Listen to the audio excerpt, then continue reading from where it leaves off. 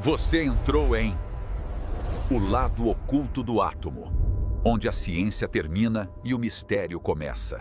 A nave que a ciência tenta esconder, canal O Lado Oculto do Átomo, o estado de alerta e a física proibida.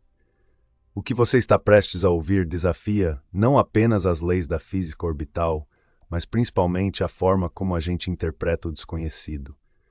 Antes de eu entrar no Trace e o Atlas, eu quero fazer um acordo com você que é inscrito Raiz do Lado Oculto do Átomo e você que caiu aqui agora por curiosidade. Aqui a gente não vende pânico. Aqui a gente não decide a resposta antes de olhar os dados, porque o universo já é assustador o suficiente sem a gente precisar inventar coisa por cima. Então, durante esse vídeo, eu vou separar 3 camadas. 1.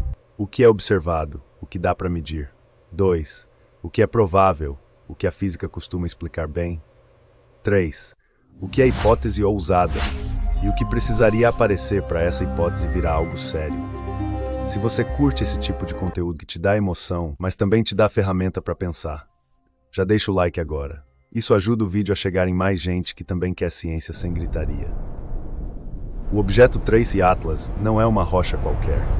Ele é um visitante interestelar, só o terceiro confirmado passando pelo nosso sistema.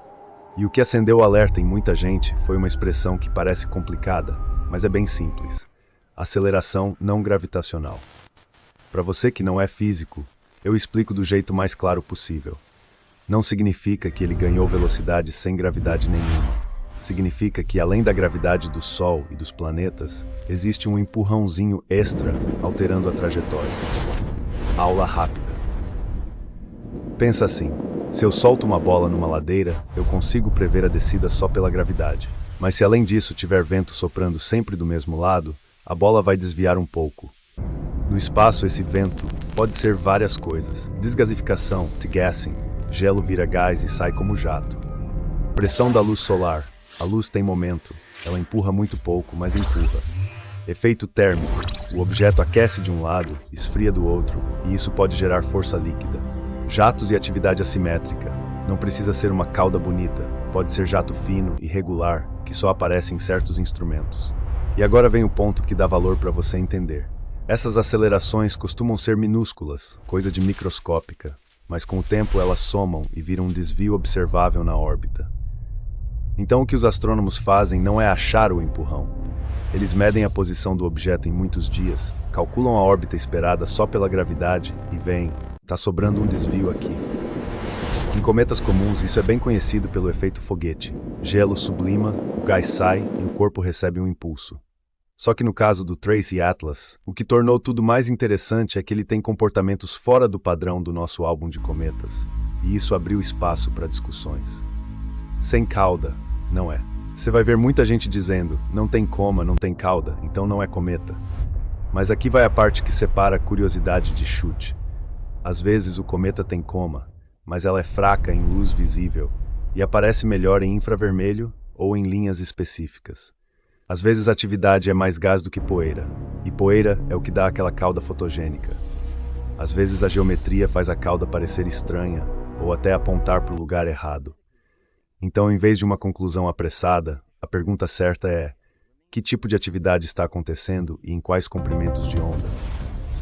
E aí entra a hipótese que faz a internet explodir. A ideia de que o Trace e o Atlas poderia ser uma vela solar, um objeto com área enorme e massa relativamente pequena, aproveitando a pressão da luz. Como falar disso com... Aqui é onde eu preciso ser responsável com você. Existe uma diferença gigante entre... Isso é definitivamente uma vela solar artificial. E alguns pesquisadores levantaram a hipótese de que certos comportamentos lembram o que uma vela solar faria. O segundo é uma hipótese investigável. O primeiro é afirmação sem prova. E como a gente investiga isso? Se a pressão da luz fosse a causa principal, a aceleração teria um padrão.